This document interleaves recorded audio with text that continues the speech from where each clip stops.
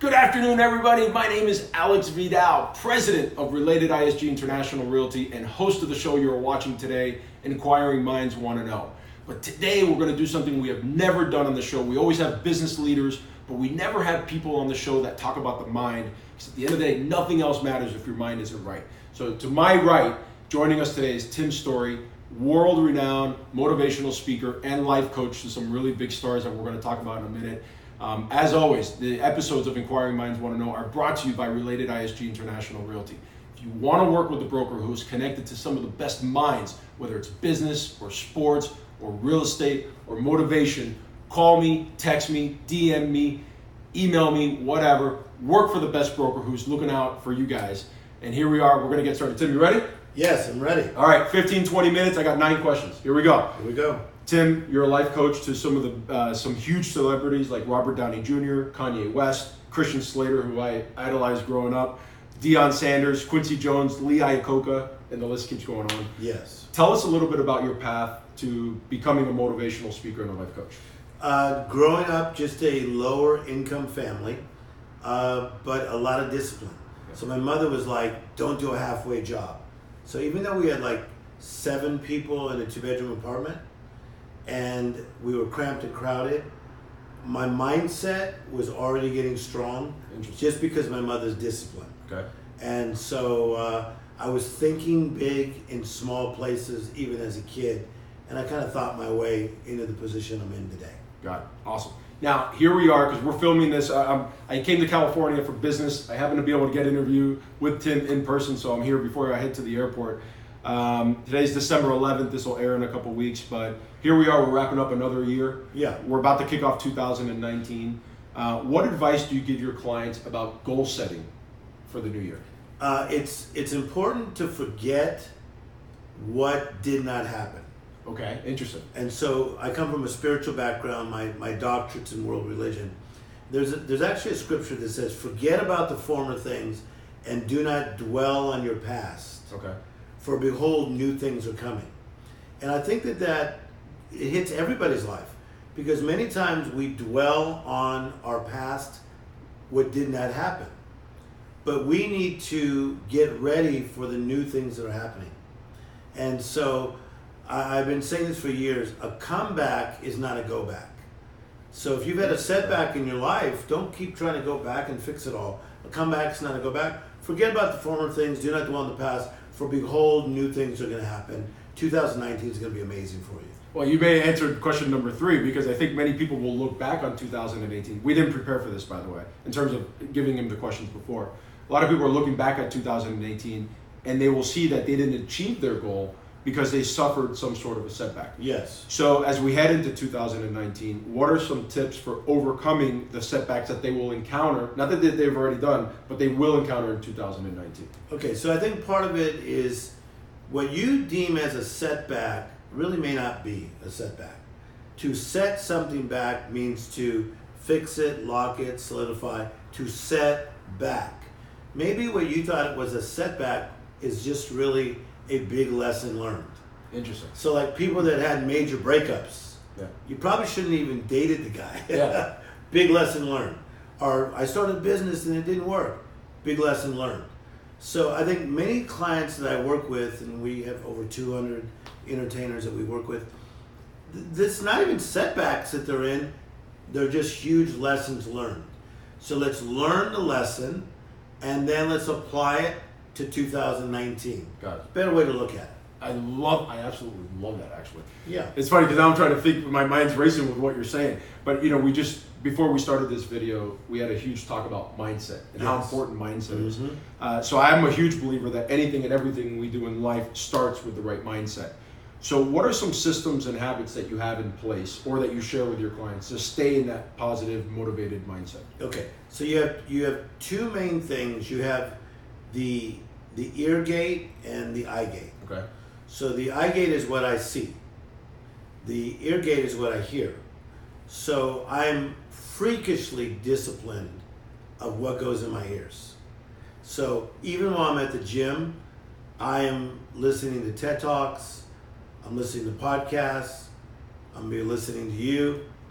I'm constantly renewing my mind and meditating on things that are making me bigger on the inside. Okay. That's my ear gate. My eye gate, I'm freakishly watching what I watch. I don't just watch foolishness because other people are. Mm-hmm. I could even be at somebody's house that's famous, Sure. and they're watching something foolish. I'll just kind of like move to another room and start a conversation with somebody else until they're done. Because I really got to watch what I see. Because what goes in my ear and what I see is going to affect my mind. Sure. And my mindset will affect my mood set. Did you catch that? Absolutely. Because I'm going to rhyme now. I'm from Compton. My mindset is going to affect my mood set. Got it. So I literally stay in this mood that I'm in almost all the time. Sure. You ask anybody on my staff, I don't go up and down. Because my mindset affects my mood set. You know, it's funny because I equate that when I'm talking to the agents that I coach. It's like riding a bike. If you look to the right, where do you go when you're riding a bike? You go to the right. So if you look to the left, you're going to go to the left. So that's why I don't pay attention to the news or anything like that, because it puts you in that negative mindset.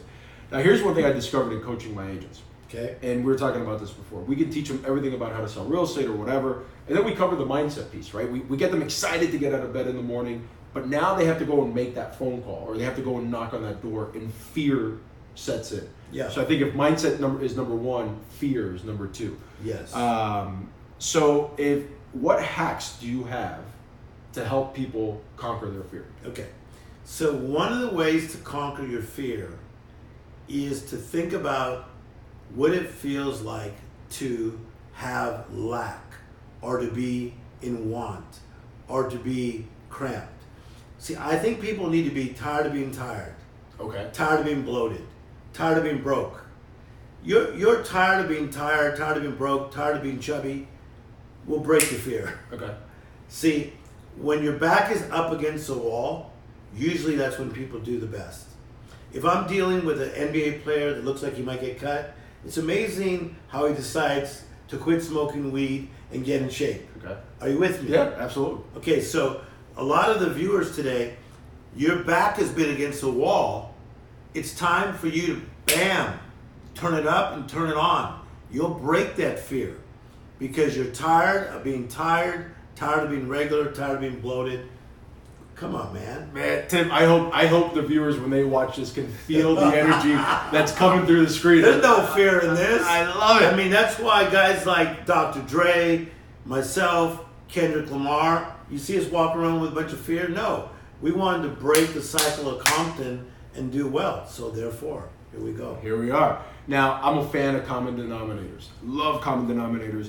And I've seen I think by the time this airs, this will be about my 30th episode of the show. So, but I've seen that throughout my interviews, a lot of the successful people share the same traits. So what are some of the common denominators that you see among the successful people that you coach, and where can our viewers go to learn about those skills? Okay. The best of the best are good listeners. Okay. And when I say the best of the best, I've had an unusual life where I get to be around people like Ali Iacocca. I mean, Iacocca, before your Elon Musk and other guys that are riding high today, what Iacocca did in the 70s, 80s, 90s is huge. He's been one of my life coaches for 25 years. Okay. A Quincy Jones, life coaching me today. We're like family. Someone like a Vidal Sassoon. No relation. Brilliant mind, up in heaven now. These guys are all phenomenal listeners. So I would listen to them, but they'd listen to me. So that one of the traits of the greats, you gotta be a great listener. Because we all have thoughts, we all wanna give our little opinions. Be a listener. Mostly when you get around someone like this man right here, listen, pay attention. Pay attention, be a good listener. You know, what's that old adage? You have 2 ears and one mouth for a reason. It's crazy how, I'm 40 now. Yeah. I heard that when I was a kid. That adage hasn't changed. It hasn't changed. Now, what are three more questions. Mm-hmm. What are some concrete steps that a person can take to achieve a fulfilling work-life balance? Okay. So, number one, you have to understand that your life can have balance. A lot of people are challenging that in the self-help space. Yeah. I believe you can have balance. You have your physical life, your spiritual life, your mental life, your financial, your job, your family, your social life. I believe you can prosper in every area of your life. So to me, we turn down a lot of stuff. Like so many things that come to me, I've got to turn down because I'm going to go hang out with my son, or I want to go eat dinner with my daughter, or my 87-year-old mother needs me to take her to the doctor. Mm-hmm. So, I mean, you know, I'm glad that this celebrity is doing an opening of something, sure. But I got to go do something with my mother. And I'm totally serious about this. I believe it. So I believe that you can have balance, and it's in that balance that the greatness comes. So what are some steps to getting to that balance? Okay, the steps to getting the balance is by finding mentors that have the balance. Interesting. So all the guys that are screaming, I'm on my grind, I'm on my grind. Okay, congratulations. You know, I beat the sun, I beat the sun up. Yeah, go take a nap. Okay. I believe I'm being on your grind, but I also believe in chilling and watching a Laker game. Sure. So I am so in the moment, but yet I'm running 8 companies. You saw me just walking here all chilled in my house today, right? Yeah, we're interviewing in his house. Okay, so I've been up since 5, kicking butt, like in a crazy way. Mm-hmm. Wait till tonight. Yeah. I just got started. All right? But at the same time saying, hey, do you need water? Or what do you need? Or, man, can't believe you're here. Balance. You know, it's interesting because everybody does talk about the grind all the time. 24/7, no days off. And my wife is a pediatrician, and she has every Thursday morning off. So you talked about your kids. My wife and I have 4 boys. Yeah. 3 with my wife. They're 11 and 8-year-old twins. Yes. And I take every Thursday morning off for 2 hours. And when I tell you that 99% of the ideas I've had that I've implemented to make my company better have come from the 2 hours when I'm off, because I'm not in the weeds. I step out, I take a break, and that's where all the magic happens. No doubt about it. So to me, because I'm a supernatural thinker, is that I believe that God blesses our rest. And if you're a person who believes in that kind of God stuff, that he even rested on the 7th day. So I believe in rest. Sure. So in the replenishing, I'm stepping out in faith by resting. By chilling with my family, that's saying I got faith in my higher power that he's still working it out, even though I'm hanging out with my family. Got it. Bam, you know how powerful that is? I hear you. Come on, we're doing some life-changing stuff here. There is some life-changing stuff here. Now, so let's talk about that. I have a favorite question that I've asked a lot of business people, and I'm actually looking forward to your answer about this. Okay. What's one thing that our viewers can do on a daily basis to change your life for the better? Watch an interview several times a week. It doesn't have to be every day. Okay. What type of interview? Here's what I do. I love Pharrell Williams. I want to see what Pharrell's saying. I want to see what Jay-Z's saying. I want to see what Malcolm Gladwell's saying. I was just watching Malcolm Gladwell last night. So, me, probably 5 out of 7 days, I am watching some interview on YouTube or somewhere of what they think about life, their hardships. Dave Chappelle, was that really a breakdown? Was it not? See, success leaves clues. Dude, I'm looking for clues in those interviews. Interesting. So 5 out of 7 days, man, I'm watching interviews. I watched 2 interviews today already. Okay.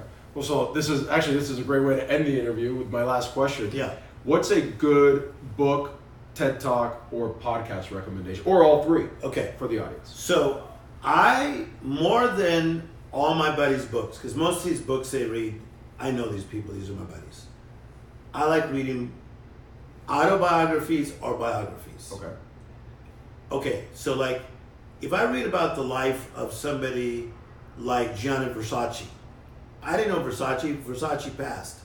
But when I read a book about his life and to see what he went through, I'm like, man, that guy went through stuff. Or the book that David Bowie wrote about his life, I'm like, whoa, you know, he had that one song, Fame, I liked it, he seemed a little weird. But you see his background, I'm super into biographies. Read about other people's lives, and you'll start to see the similarities that no matter where they came from, what part of the world, we're all going through stuff. Yeah, we all do definitely go through stuff. I have behind the scenes, there's a journal I have back there. And I have found that when I start going through stuff, I start writing it down. And I realize that when I write it down, it just gives me clarity as to my landscape and what's happening in my life. Beautiful. Last question, because we're done. I don't have actually any more questions. Do you have any parting words for the audience? My parting words are, I'm proud of you. To be in your 40s like you are, and to be doing what you're doing in all these areas and all these spaces, I think you're just picking up momentum. And you'll watch this video back, and you're going to see that I was correct in what I said. You're just picking up momentum. And once you learn to conquer certain things, it gives you a confidence. And so you're walking in a swag that I like, that's not ego, but it's a swag that, like, I know that I know. It's like Michael Jordan had that swag, LeBron's got that swag, you got that swag. So to you, I want to say I'm proud of you. The best is yet to come. Thanks for coming to my house. Thanks, Tim. Thank you so much. I love what I do. I love running my company. I love hosting these shows. I love meeting great people. I just love what you do. Yeah. Tim, thank you so much. Thank you guys for watching. I appreciate it. We're done. Man, you didn't lie.